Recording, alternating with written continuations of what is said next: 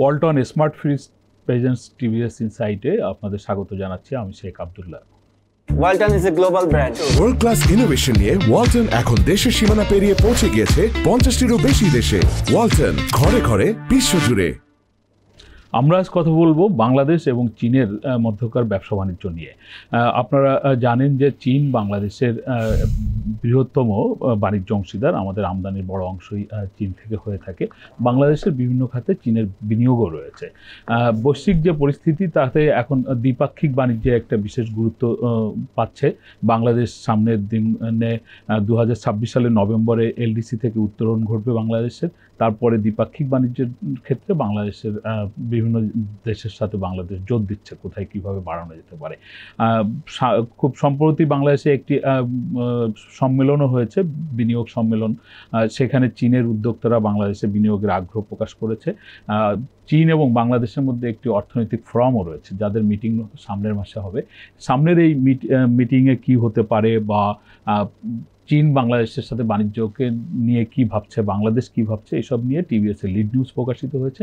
নিউজটি করেছেন টিভিএসের বিশেষ প্রতিনিধি আবুল কাশেম। আমরা তার কাছ থেকে এই দুই দেশের ব্যবসা বাণিজ্যে সামনের দিনগুলো কোন পথে হাঁটছে সেই বিষয়গুলো আমরা জানবো। আবুল কাশেম, আপনাকে স্বাগত জানাচ্ছি। আপনি বলছেন যে বাংলাদেশ এবং চীনের মধ্যে সামনে মাসেই একটা অর্থনৈতিক ফোরামের বিশেষ মিটিং রয়েছে। আসলে বাংলাদেশ এবং চীনের বাণিজ্য পরিস্থিতি এখন আসলে কোন দিকে এগোচ্ছে? ধন্যবাদ আপনাকে। সেটা হলো যে চীন এবং বাংলাদেশের সাথে জয়েন্ট ইকোনমিক কমিশন একটা আছে। এই ধরনের কমিশন বাংলাদেশের অন্যান্য দেশের সাথেও আছে। তো এই ধরনের কমিশনগুলো সাধারণত প্রতি বছর একটা করে মিটিং করে। এবছর হচ্ছে জুনে হবে।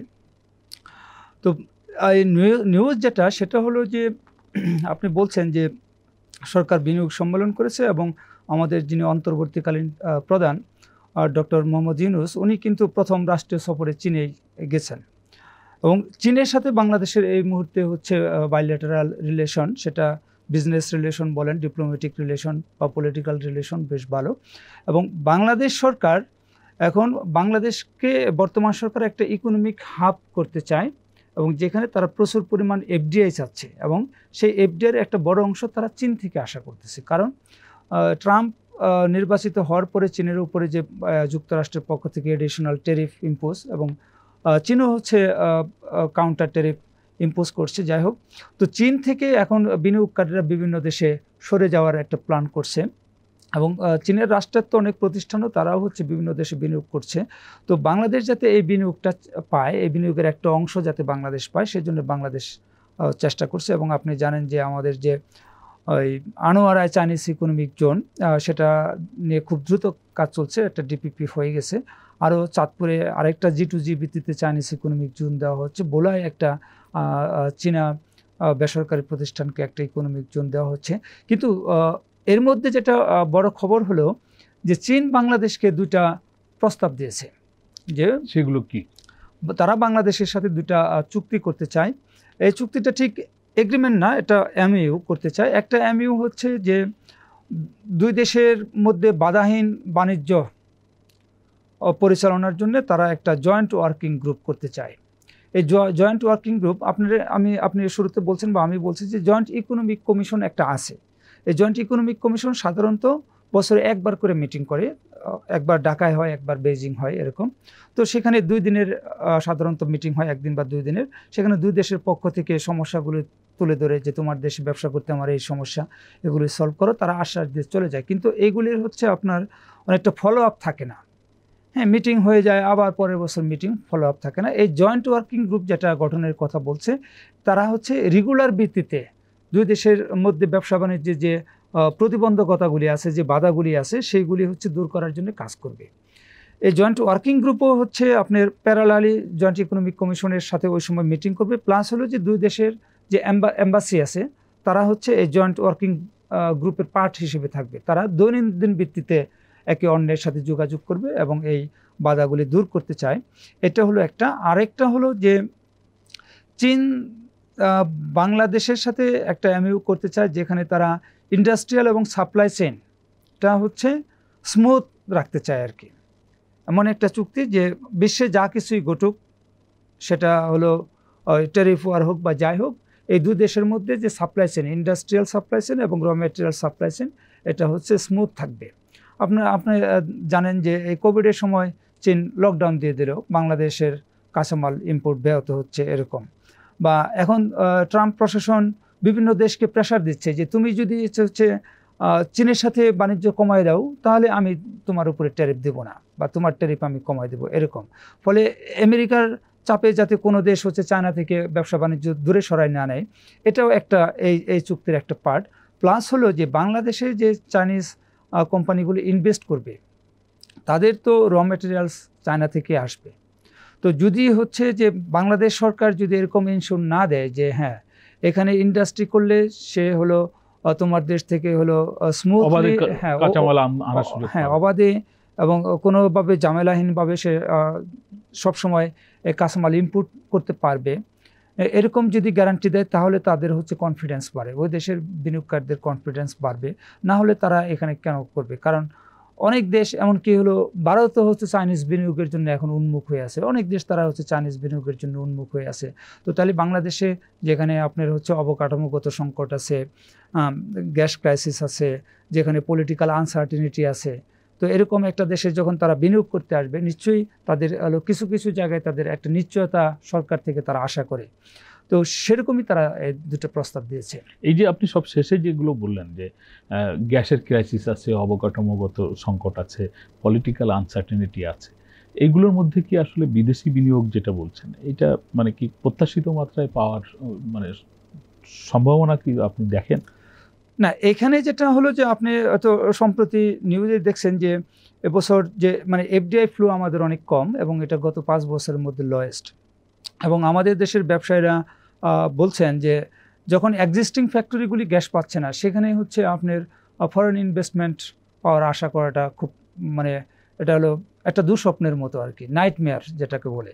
গ্যাস সরবরাহ বৃদ্ধিরও তো আপনি জানেন যে এখন গ্যাসের ডিমান্ড হচ্ছে 5000 MMCF, সরকার সাপ্লাই করতে পারে 2700-2800, তার মানে 50% সাপ্লাই করতে পারছে এবং তার বড় একটা অংশ সার কারখানায় চলে যাচ্ছে, বিদ্যুৎ কেন্দ্রে চলে যাচ্ছে। তো এখন এবং হলো যে আমাদের যে হচ্ছে ভাসমান যে টার্মিনাল তাতে সরকার চাইলেও রাতারাতি হচ্ছে গ্যাস সরবরাহ কিন্তু বাড়াতেও পারবে না যদি হচ্ছে আমাদের ইনল্যান্ড যদি বাড়তি গ্যাস না পাওয়া যায়। আমরা এই সপ্তাহেই হচ্ছে জ্বালানি বিভাগে একজন কর্মকর্তার সাথে আলাপ করছিলাম যে তারা কিছু পরিত্যক্ত কূপ থেকে একটু একটু করে তারা হয়তো 50 MMCF পাওয়ার একটা আশা করতেছে, যেটা হয়তো আগামী 2-3 মাসের মধ্যে তারা গ্রিডে দিতে পারবে। কিন্তু যেখানে হচ্ছে প্রায় আপনার 2300 MMCF এর ঘাটতি, সেখানে আসলে 50 MMCF এটা কিছু না। তো তারপরেও হচ্ছে বিদেশি বিনিয়োগের জন্য সরকারের যে চেষ্টা আমরা সেটাকে সাধুবাদ জানাই, কারণ চেষ্টা চালায় যেতে হবে এবং তাদেরকে প্রতিশ্রুতি দিতে হবে যে এই টাইম বাউন্ড একটা অ্যাকশন প্ল্যান যদি সরকার থেকে প্রেজেন্ট করা হয় যে আমি এই সময়ের মধ্যে তোমাকে হচ্ছে নিরবচ্ছিন্ন গ্যাস দেব। কারণ আজকে যদি একজন বিদেশি ইনভেস্টর সে বাংলাদেশে বিনিয়োগের রেজিস্ট্রেশন করে, কালকেই যে তার গ্যাস লাগবে তা তো না, তার হচ্ছে ইনভেস্টমেন্ট এখানে পুরোপুরি তার ফ্যাক্টরি চালু করতে হয়তো 1-1.5 বছর 2 বছর লাগবে। তো 2 বছর পরে সরকার যদি গ্যাসের একটা নিশ্চয়তা তাকে দিতে পারে এবং সরকার যে নিশ্চয়তাটা দিবে বা সরকার যে প্রেজেন্টেশনটা দিবে সেটা যদি বিদেশি ইনভেস্টরদের কাছে বিশ্বাসযোগ্য হয়, বিশ্বাসযোগ্য মনে হইতে হবে। নাহলে আপনার সকল সময়ে সকল সরকারই তো বলছে যে আমরা এই করব ওই করব, দেশে কোনো কিছুর অভাব থাকবে না। যেমন আওয়ামী লীগের সময় যখন গ্যাসের দাম বাড়ানো হলো, 30 টাকা করা হলো, তখন বললো যে দাম বাড়ালে নিরবিচ্ছিন্ন আপনারা গ্যাস পাবেন। সুতরাং ব্যবসায়ীরা তখন খুশিতেই রাজি হয়ে গেল যে আমি দাম একটু বেশি হলেও আমি নিরবিচ্ছিন্ন গ্যাস পাবো, এডিশনাল আমার প্রোডাকশন হবে, এডিশনাল রেভিনিউ হবে, সুতরাং একটু বাড়তি দাম কোনো সমস্যা না। কিন্তু তারা গ্যাস পাচ্ছে না। তো এরকম ফাঁকা বলি না দিয়ে যদি বিশ্বাসযোগ্য দেওয়া যায় এবং সরকার যদি আন্তরিকভাবে চেষ্টা করে তাহলে হয়তো সম্ভাবনা আছে। চীন প্রসঙ্গে ফিরে আসি। চীনের সঙ্গে বাংলাদেশের একটা পিটিএ নিয়ে অনেক দিন ধরে আলোচনা হচ্ছে, আপনিও এই নিয়ে অনেক কাজ করেছেন, কথা বলেছেন। সর্বশেষ অগ্রগতি সেখানে কি? আসলে আপনি যে এই যে বিনিয়োগ বাণিজ্য কথা বলছেন বা বাণিজ্যের কথা বলছেন যে অবাধে বাণিজ্য, তো সেইখানে কি আসলে মানে বাংলাদেশ এবং চীন কি দ্বিপাক্ষিক কোনো সমঝোতার মধ্যে যাচ্ছে কিনা? চীন এবং বাংলাদেশের মধ্যে একটা এফটিএ একটা উদ্যোগ ছিল, এটা হচ্ছে আওয়ামী লীগ সরকারের সময় ছিল। এবং জয়েন্ট ফিজিবিলিটি স্টাডিটা হচ্ছে এক্সচেঞ্জ হয়েছে এবং আপনার মনে আছে যে 2024 সালে মানে এই যে শেখ হাসিনা যখন সর্বশেষ চীন সফরে গেছিল, তো তখন যে জয়েন্ট ডিক্লারেশন, সেই জয়েন্ট ডিক্লারেশনে হচ্ছে 2024 সালের ডিসেম্বরের মধ্যে ওই এফটিএ এর নেগোসিয়েশন শুরু করার কথা ছিল, কিন্তু সেটা এখনও শুরু হয়নি। প্লাস হলো যে আপনার আওয়ামী লীগ সরকারের সময়ই হচ্ছে সিদ্ধান্ত নেওয়া হয়েছিল, কিন্তু 2024 সালের ইলেকশনের আগে সেটা তারা তখন করছিল না। এবং এটাও যেমন যে হচ্ছে চীনের নেতৃত্বাধীন যে রিজনাল কম্প্রিহেনসিভ ইকোনমিক পার্টনারশিপ যেটা হলো আরসেপ, হ্যাঁ আরসেপ বলে, এবং আসিয়ান, এই দুটা ব্লকে হচ্ছে বাংলাদেশ যোগদান করার সিদ্ধান্ত তখন নিয়েছিল। কিন্তু আমরা যতটা শুনেছি এবং এটা অথেন্টিক, যদিও হচ্ছে আমাদের হাতে ডকুমেন্ট নেই, যে তখন হচ্ছে ভারতের দিক থেকে একটা প্রেশার ছিল যে আরসেপে না যাওয়ার জন্য। ফলে সরকার সিদ্ধান্ত নিলেও আরসেপের কাছে আনুষ্ঠানিকভাবে তখন চিঠি আওয়ামী লীগ সরকার দেয়নি। তবে 5 আগস্টে গত বছর 5 আগস্টে শেখ হাসিনা সরকারের পতনের পর এই অন্তর্বর্তীকালীন সরকার দায়িত্ব নেওয়ার পরে হচ্ছে আরসেপ এবং হচ্ছে আসিয়ানের Bangladesh formally letter of intent দিয়েছে যে বাংলাদেশ এইসব ফোরামে জয়েন করতে চায়। তো আমরা যতটা জানি যে এখনও এই দুই জায়গা থেকে হচ্ছে আপনার রিটেন কোনো রেসপন্স বাংলাদেশ পায়নি। আর আরসেপটা হচ্ছে অনেকটা সময় সাপেক্ষ, কারণ আরসেপে হচ্ছে আপনার অনেকগুলি দেশ, সম্ভবত 16টা দেশ আছে, এবং প্রত্যেকটা দেশের সাথে আলাদা আলাদা নেগোসিয়েশন করতে হবে কিন্তু বাংলাদেশের। ফলে আপনার এই 16টা দেশের সাথে নেগোসিয়েশন কনক্লুড করে এটা অনেক সময়ের ব্যাপার। আর চায়নার সাথে যে এফটিএ, এটা অনেকটা হচ্ছে চাইনিজ আগ্রহের কারণেই বাংলাদেশ এটা ফিজিবিলিটি স্টাডিটা করছিল, কারণ চায়নার সাথে এফটিএ বাংলাদেশ মনে করে যে এই মুহূর্তে বাংলাদেশ চায়নার যে বিজনেস, তাতে বাংলাদেশের জন্য এটা লাভজনক তো নয়, বরং ক্ষতিকর। কারণ আমরা চায়না থেকে যে পরিমাণে ইম্পোর্ট করি এবং সেখানে যে আমরা ইম্পোর্ট ডিউটি পাই, প্রচুর ইম্পোর্ট ডিউটি পাই, এফটিএ হলে আমরা সেটা পাবো না। আর চাইনিজ পণ্যে বাংলাদেশের বাজারটা একদম সয়লাভ হয়ে যাবে, আমাদের লোকাল ইন্ডাস্ট্রিগুলি ক্ষতিগ্রস্ত হবে। চায়নার সাথে এফটিএ বাংলাদেশের যেটা মেন ফোকাস, যে যদি চাইনিজ এই এফটিএর আন্ডারে চাইনিজ ইনভেস্টমেন্ট এখানে আসে এবং এখানে কর্মসংস্থান হবে এবং তারা এখান থেকে এক্সপোর্ট করবে অন্যান্য দেশে, সেই এক্সপোর্ট আর্নিংসটা বাংলাদেশে আসবে, এটা হচ্ছে যে বাংলাদেশ চায়।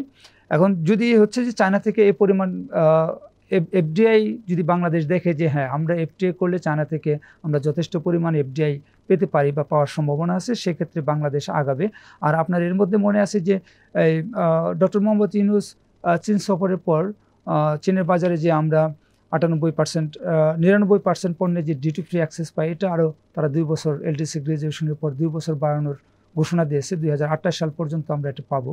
ফলে চীনের সাথে এফটিএ করা না করার বিষয়ে আমাদের হাতে যথেষ্ট সময় আছে। ধন্যবাদ আবুল কাশেম আপনাকে। আমরা এতক্ষণ ধরে শুনছিলাম Walton smart fridge presents TVS insight. আমাদের আলোচনা আপনাদের ভালো লাগলে আপনারা শেয়ার করবেন, লাইক করবেন। সকলকে ধন্যবাদ।